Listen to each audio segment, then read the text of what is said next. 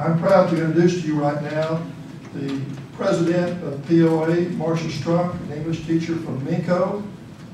My name is Marsha Strunk, and I have been a teacher for 31 years. I come today as a representative for 8,100 teachers who are members of the Professional Oklahoma Educators, a non-union organization that puts children first and supports teachers as they attempt to do that. I also represent those other Oklahoma teachers who will join POE as soon as they realize what our organization is all about. When I was in college in 1966, I considered two professions, nursing and teaching, both occupations that require a great deal of commitment, training, and compassion.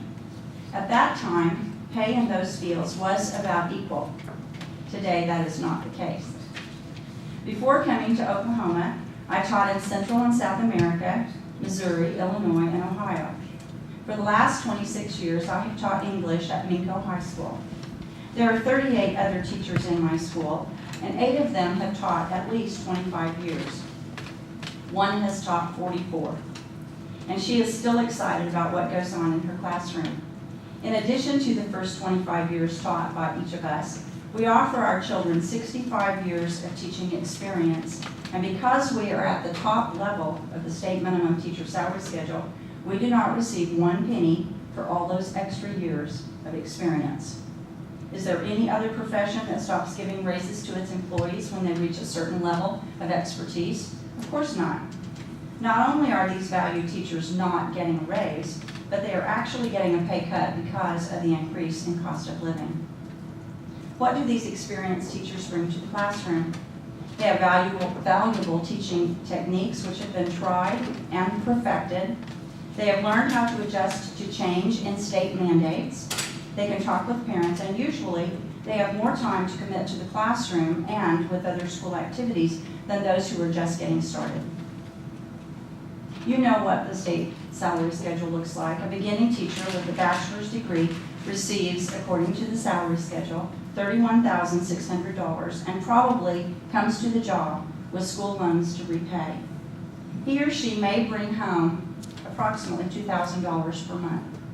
Should this teacher be a single parent with 2 children, those children would qualify for free or reduced lunch at school for 9 years before the parent would finally make enough money for that child to become unqualified. In preparation for today's speech, I figured the average step increase on the teacher salary schedule. It averages $413, or slightly less than 1.2% per year for each of those 25 years. Then I looked at the average increase for those who receive Social Security benefits. Since 1975, there have been automatic annual cost of living increases based on the annual increase in consumer prices.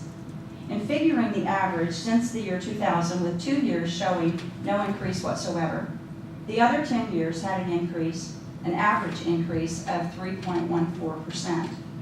Surely our Oklahoma teachers deserve an annual increase of at least the same amount. Some schools do, as we have heard, pay salary amounts higher than the state schedule mandates, and some actually reward teachers who have taught more than 25 years by adding to that district step scale. But where do these monies come from? They must be pulled from the local budget. Are these dollars which are those which should actually go to other needs at the local level? We hope not. If the state cannot afford to increase pay for these experienced teachers, why not follow the plan that the military uses? After 20 years of service to our country, they can retire with full military benefits. Why not offer that to teachers, those who serve our children, 25 years in and then out with full retirement benefits? Most of the teachers in this state work very hard. Once teachers taught reading, writing, and arithmetic. Today, our job is expanding. Besides these basics, we teach history, science, sex ed, anti-bullying, money management, healthful practices which include good hygiene, good eating habits, and good exercise. Also, art, music, AIDS prevention. The list is endless, and it's growing all the time. But in reality, we teach children. We take this job very seriously.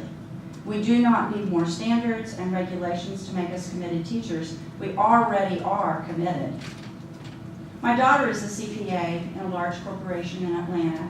Her responsibilities include putting together a balance sheet, which in turn is turned in at the end of every quarter. The company relies on the accuracy and the immediacy of these reports. Teachers, however, don't necessarily see the completed results at the end of a quarter or even at the end of a year. Our successes may not become evident for a long time, and many times we never see the results of our work. I have taught all these 31 years, and I do have students across the state whose successes I do know about.